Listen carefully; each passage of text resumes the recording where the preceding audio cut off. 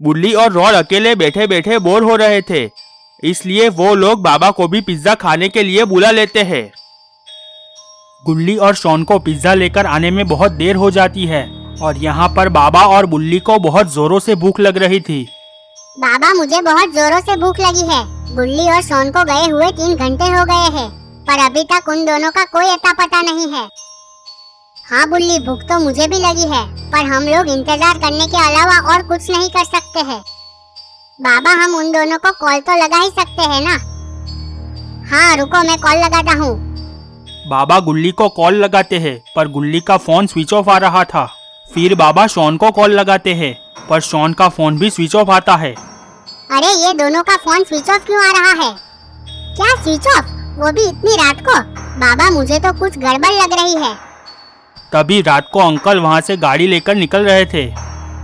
Uncle बाबा और बुल्ली को देखकर गाड़ी रोक देते हैं और बुल्ली से कहते हैं, अरे बुल्ली, तुम अभी तक इसी घर में क्यों रह रहे हो?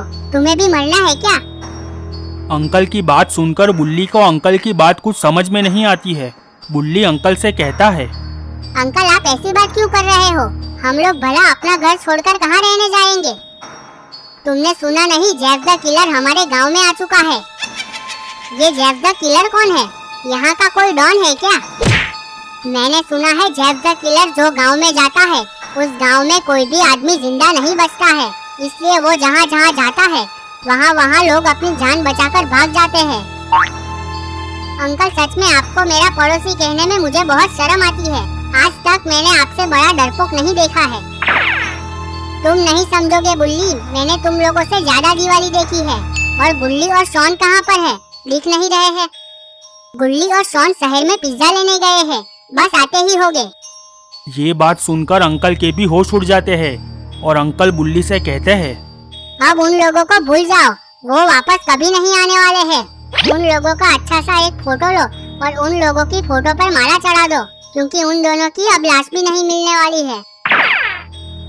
ये सब बात सुनकर बाबा को बहुत गुस्सा आ रहा था। बाबा कहते हैं, ए बुड्ढे, क्या बकवास कर रहा है? सठिया गया है क्या? तुम जैसे लोगों की वजह से ही अंधश्रद्धा ज्यादा फैलती है। अब निकल यहाँ से, नहीं तो मेरे हाथों पीटा जाएगा। बाबा, गुल्ली और शॉन शहर गए हैं और उसी रास्ते में एक जंगल आता है जहाँ जेफ द किलर आया हुआ है। जेफ द किलर और कोई नहीं बल्कि आपके दुश्मन ग्रैंडपा का भतीजा है और उसके आते ही आपके 2 दोस्त गायब हो चुके हैं। बाबा, मुझे लगता है इस बुड्ढे की बात में दम तो है, क्योंकि इतना लेट उन दोनों को कभी नहीं हुआ है। चलो, मैं तो निकलता हूँ। मेरा तो फर्ज था तुम लोगों को बताना। अब तुम्हारी मर्जी है कि तुम्हें जिंदा रहना है या मरना है। बुल्ली, मुझे लगता है हमें ग्रैंडपा के घर पे जाकर एक बार देखना चाहिए। हाँ बाबा, मुझे भी यही ठीक लग रहा है। बाबा और बुल्ली ग्रैंडपा के घर की ओर पैदल ही निकल पड़ते हैं।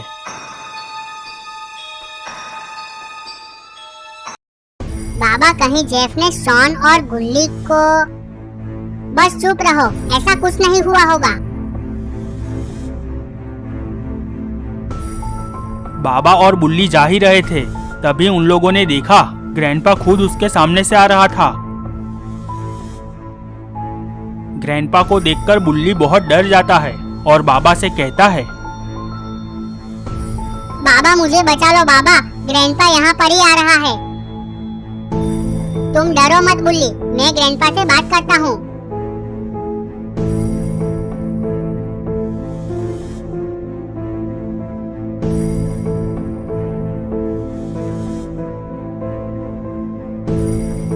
ओए ग्रैंडपा, तुमने हमारे दोस्त गुल्ली और शॉन को कहीं पर देखा है? ग्रैंडपा बाबा को कोई जवाब नहीं देता और जोर जोर से हंसने लगता है और हंसते हंसते बाबा से कहता है, क्यों बाबा, अब तुझे पता लग रहा है ना अपनों को खोने का दर्द क्या होता है? जब तूने मेरे सामने ही मेरी ग्रैनी को जला दिया था, तभी से मैंने शपथ ले ली थी कि तुम लोगों में से किसी को भी मैं जिंदा नहीं छोड़ूंगा। चुपचाप गुल्ली और शॉन का पता बता दे, नहीं तो तुझे भी यहीं पर मार दूंगा। बाबा, अगर आज तुम लोग जिंदा यहाँ से जा पाओगे तो कुछ कर पाओगे ना? आज तो मैं पूरी तैयारी के साथ आया हूँ। इतना कहते ही ग्रैंडपा कुछ इशारा करता है।